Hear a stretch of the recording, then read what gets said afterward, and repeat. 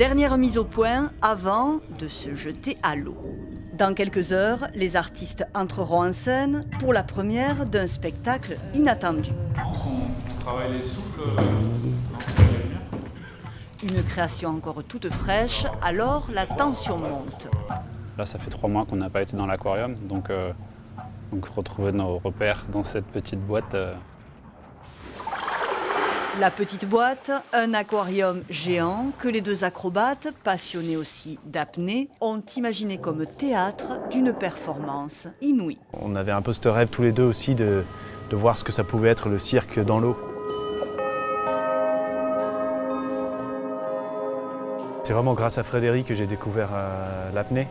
Ça a toujours été quelque chose qui m'intéressait, mais je croyais que c'était vraiment une espèce de sport extrême, dangereux. L'apnée, c'est 90% de mental, c'est-à-dire qu'à partir du moment où on arrive à accepter ce qui se passe, à ne pas avoir peur de l'élément, à ne pas avoir peur de ce qui nous entoure, le corps il sait faire des choses incroyables. Et l'on retient sa respiration face à un ballet aquatique fascinant, source aussi de nombreux défis.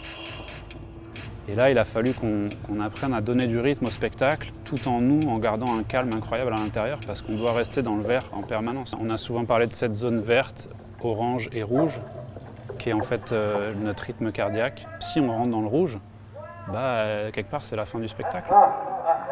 1, 2, 3. On avait un peu peur que les gens ils se sentent trop angoissés par rapport à